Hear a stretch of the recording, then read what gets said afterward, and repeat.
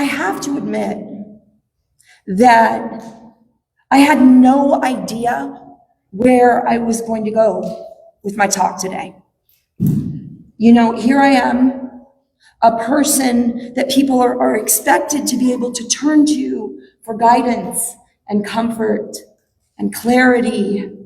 And how do I even begin to provide that with everything that's happened, everything that's gone on these last few days, and everything that's continuing to happen as the hands on that clock face turn?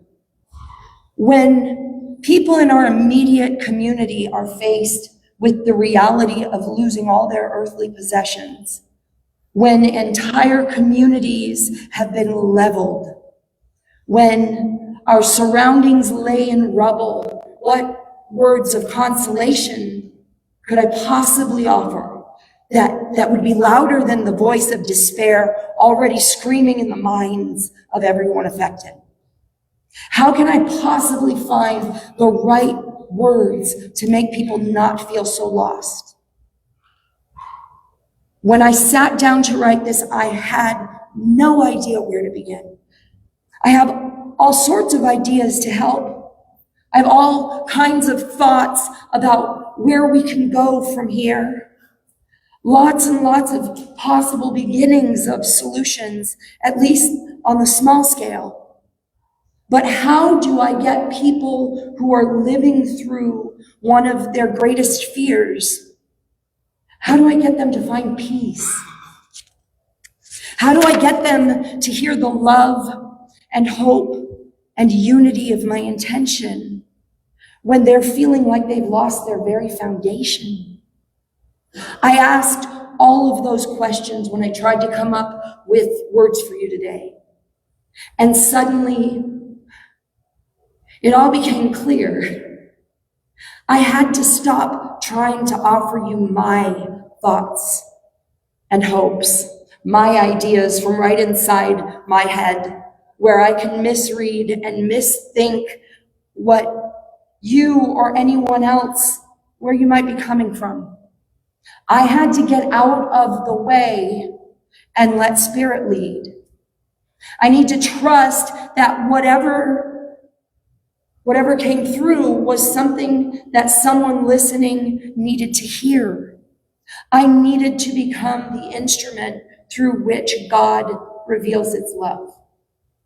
Because that's what we've been looking at, right? These last 4 weeks, we've been trying to figure out how to be the love in every situation. And we committed to a full 5 weeks of learning, but we could never have guessed that right after week 3, we'd be faced with the challenge of rebuilding pretty much everything for tens of thousands of people.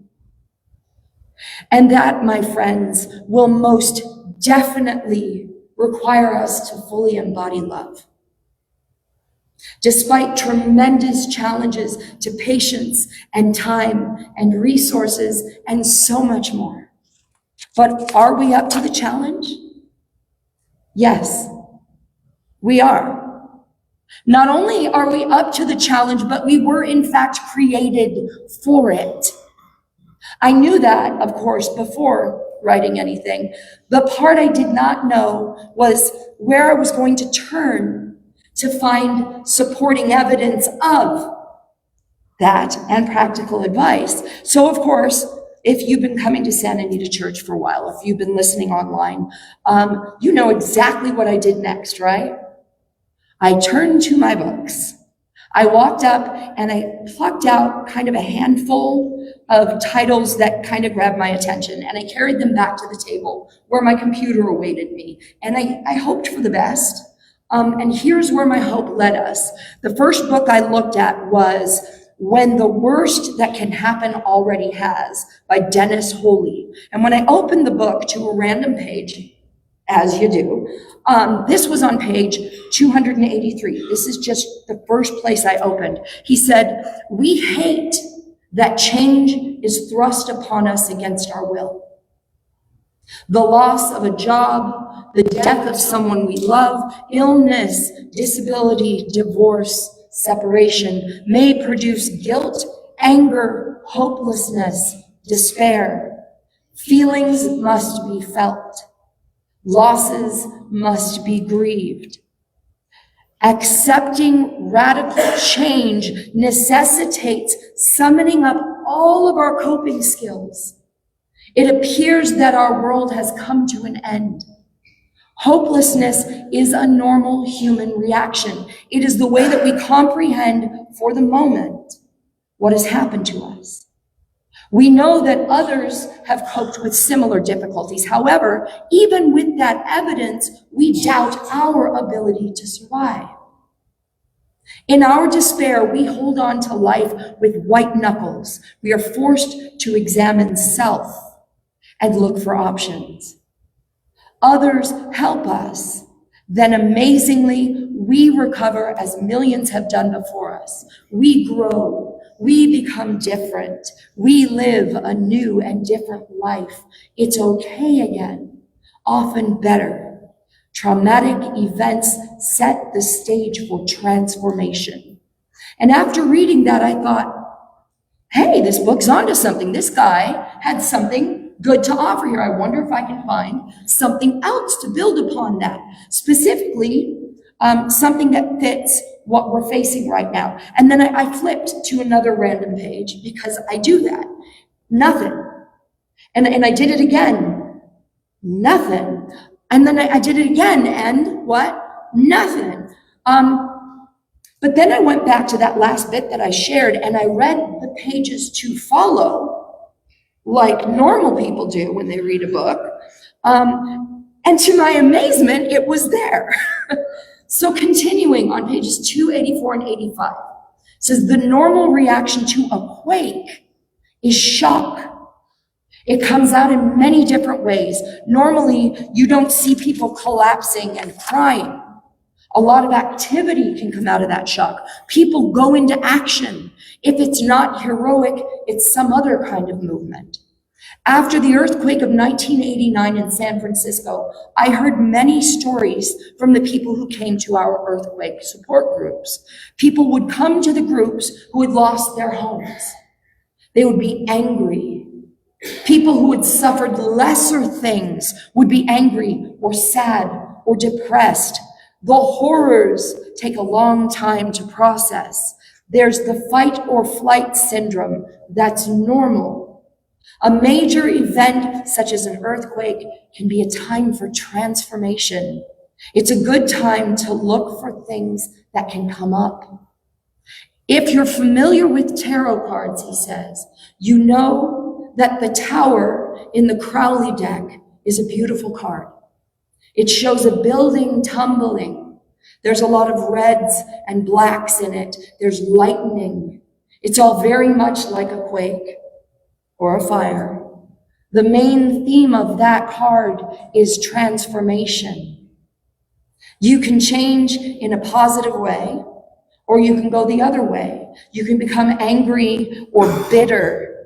A traumatic event can change you radically, he says. And the events of the last several days are catastrophic.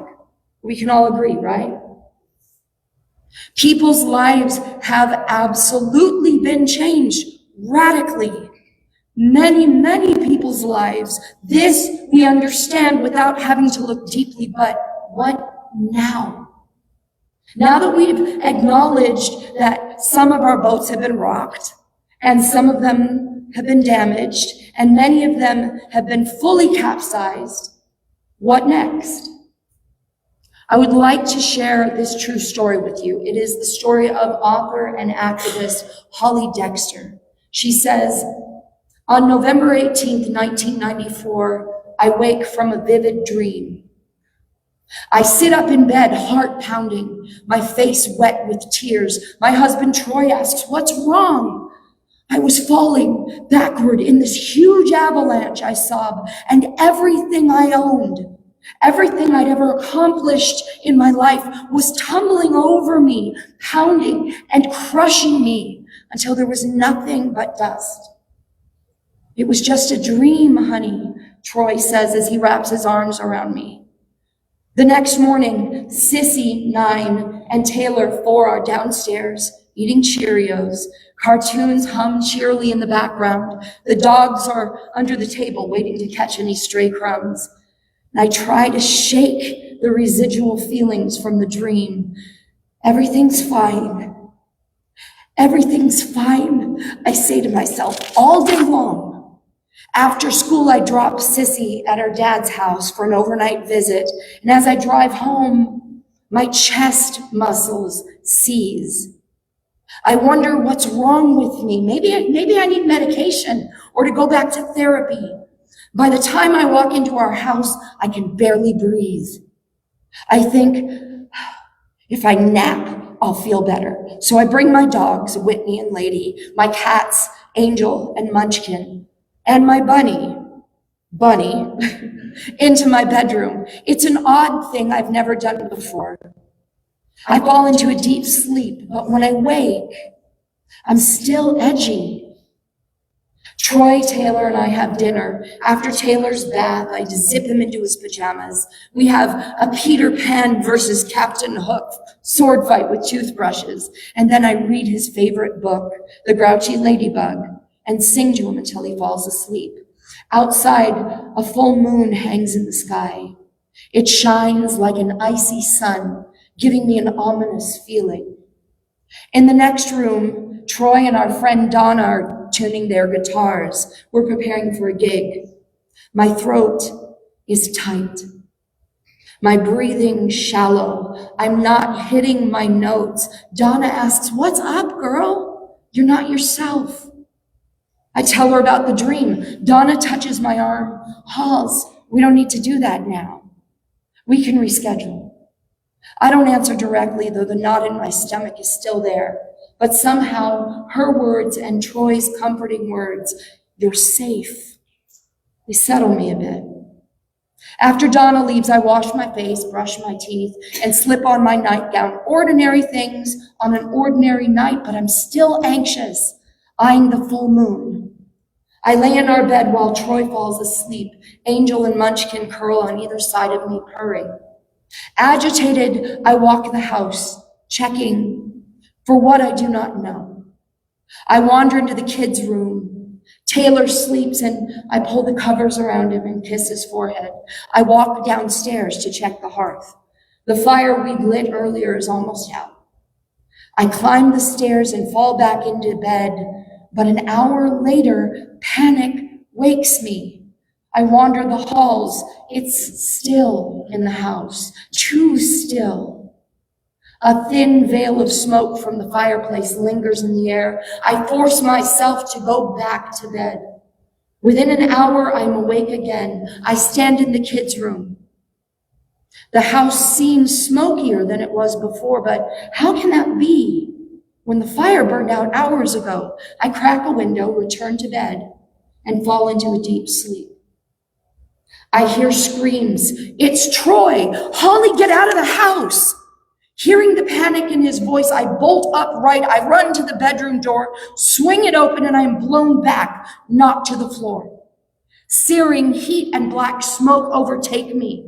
Through the deafening roar of fire, a smoke alarm whines like a mosquito. I gasp for breath and crawl across the floor, gagging. The smell of that fire is something I will never forget. In the aftermath of our escape, as we stand huddled together with neighbors, watching firefighters try to stop the roaring inferno our house has become, I hear Troy whisper, maybe to himself, maybe to God, maybe to me, "We will come back stronger." I want to believe him, my sunny, optimistic man, but that morning, he was the one who told me my nightmare was just a dream.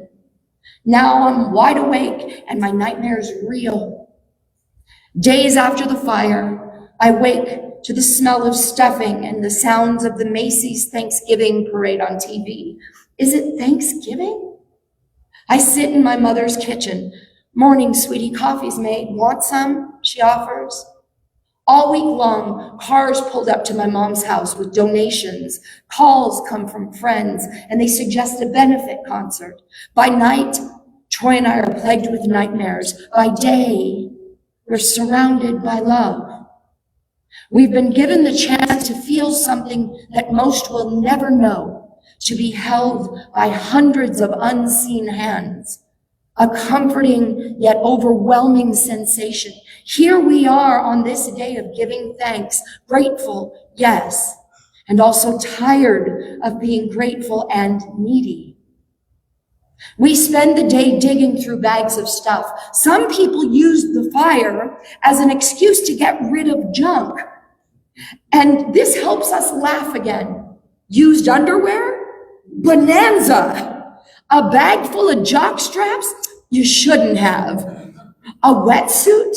Skis from the 1970s? We're homeless, but thanks. Later, we shower and dress. With the kids looking sharp in their outfits, the doorbell rings. My mom answers it and returns to us. She says, "There's a guy from the Red Cross here." It turns out the Red Cross had been at our fire that night, providing food and water to the firefighters. We hadn't contacted them, but the Red Cross doesn't wait for you to ask. Our representative, Frank, is stocky with a salt and pepper beard. "Right now, you're in what's called the honeymoon phase of tragedy," he says. "You're surrounded by people showing up to support you. Donations are coming in, you're getting phone calls every day, but soon those things will taper off. You'll be left picking up the pieces." He hands me the card of a therapist. "We've arranged some free counseling for the four of you." He gives us bags with toiletries and teddy bears and blankets for the kids. Here are gift certificates so you can get personal items like underwear and socks. There is something about Frank's ease that makes my shoulders relax. He is the first person we've talked to who gets it. He understands that we have no driver's licenses, no social security cards, no bank cards, no birth certificates. He knows utilities have to be canceled and mail rerouted because there is no house where the charred mailbox stands. He gives us directions and advice on how to begin again. We go to my Aunt Laura's house for dinner. Troy with a sprained ankle and me with a bandaged wrist and a burned ear. Aunts, uncles, and cousins descend upon us with hugs and sniffling. We chat in the kitchen, and every time Troy and I cough from the smoke inhalation, we receive more hugs and choruses of, "Oh, are you okay?" Somehow after meeting with Frank, I feel I am. At dinner, we hold hands, and everyone thanks God for looking out for us. Then it comes time for the prayer. Aunt Laura and Uncle Bob, both born-again Christians, always say grace. We bow our heads, waiting for the opening line, "Heavenly Father." Instead, Aunt Laura asks, "Troy, would you lead us in prayer tonight?" We all jerk our heads up. My husband has faith in people, in goodness, in love, but he has no faith in religion. After a moment of hesitation, he says, "Yes, I'd love to, actually." He begins, "Heavenly Father, we thank you for this meal tonight and for all the love in this room. We thank you for our family and friends, for the opportunity to be here together." He pauses, "and that we are alive." His voice breaks. "Please, God, help me get back on my feet so that I can give back." I squeeze his hand tight. There's a loud chorus of amen. A few of us wipe tears away as we pass the mashed potatoes and pour the wine. It is a beautiful story of survival, a beautiful story of support, a beautiful story about people coming together in the aftermath of a tragedy to help a family in need. And I know all of our hearts and thoughts are with our family members and friends and neighbors as we continue to navigate the devastating fires which are raging through Los Angeles and now surrounding counties. And I know we'll come together with thousands of others to give emergency assistance to those in immediate need, just like that community helped Holly and Troy and their little family. But there is more to our story. an entire lifetime more. Do you remember last Sunday when we talked about how in the books of Colossians, Corinthians, and Romans, the Bible describes that we are all parts of one body, the same body? How if one of us is struggling for any reason, it affects the whole? Well, right now, a whole lot of the body parts in our community are struggling. Many struggling with so much that they feel they can't function. And I know that we can all whip out Band-Aids and help give out first aid. But see, here's the thing. After the media has stopped covering the story, people will still be struggling. And if they're still struggling, the rest of the body we're a part of will still struggle. So it's up to us to keep going, to keep building, to love and love some more until everyone is back to health.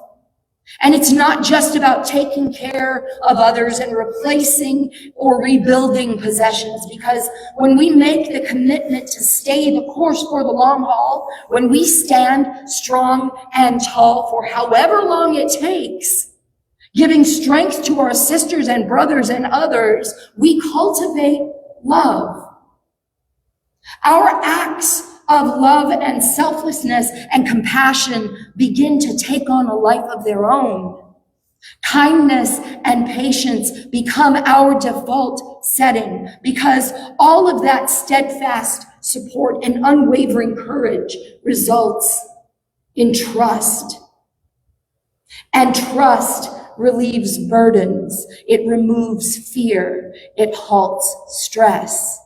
When we can all work together, then get to that perfect place of trust and surrender into oneness, miracles are the natural byproduct. You see, we here in this blessedly undamaged sacred space, as well as those who've been listening to us online for some time, we've already faced and conquered our fears in the form of dragons. So we're now free to help others when their fears feel overwhelming. They can draw strength from our fearlessness. We've already mastered staying in the now, where the past is no longer happening and the future hasn't arrived. So we're able to help others see a most vitally important truth. One present moment at a time, we can help them remain aware that they're alive, they're taken care of, that they're beloved and necessary. And we here have also already recognized that it takes every one of us to keep this body healthy. We've recognized that it's up to us to be loving compassion when no one else can seem to understand. Loving strength when others feel weak. Loving patience when the burden feels too heavy and our neighbor begins to scream from under its weight. To be the source of loving embrace when despair overwhelms, and to be the loving voice of celebration when the miracle is made. So let us join together, stand tall, stay strong, and do it for as long as it takes. We're still here, and we'll heal together. I want to share something with you from a breathtaking epic poem called The Voice Celestial. Questions all thoughtful men have asked, answered from the wisdom of ages, written by Ernest Holmes and his brother Fenwick. I was here yesterday to perform the wedding of some friends. And while I was waiting for them to get ready to begin the service, I went to my dad's old bookshelf in the main office. And there this gem sat, still with the little card in it from the Santa Anita Ministerial School. So you know how old that book's been, right? And I have this book at home. I've read it before, but when I pulled the copy down from the shelf, it opened almost on its own to page 122, and this is what it said. It's written as a dialogue, by the way. Asked the fairer, My soul is anguished. I die to learn the meaning of it all. The presence answered, perhaps it is more simple than you think. Restore your childhood's attitudes of mind. Before the clouds of doubt closed in and hid from view the living things whose voices spoke to you. The roadside roses, the birds that seemed to say, be of good cheer, this is a happy day. Go back, I say, to those bright light days before reality was hid in a haze. Learn once again to view the airy wings of conscious life, the very souls of things. Artists see the aura which they paint around the head of master or saint. So he who penetrates the outward screen shall view the unseen, hid behind the scene. God speaks in thunder, his tender voice is heard by tiny nestlings of the hummingbird. He laughs with children playing on the beach. The sea is his, spuming waves his speech. Behold him as the cosmic mother love in every mother's face that leans above the infant nursing at her ample breast. And it is he who gives the child its rest. The whole wide world is whispering his name. He is the altar, offering, and flame. The Lord is present, the single and the whole. When least aware, he floods the seeking soul. We are all seekers, you and I. Seekers who have already embraced and reconnected with our child self. Learned to live only from now to now. And when we look into each other's eyes, self recognizes self. Same recognizes same. Let us take care of ourself, each and every part, with loving care and loving kindness, that the one may become healthy and whole again. Thank you.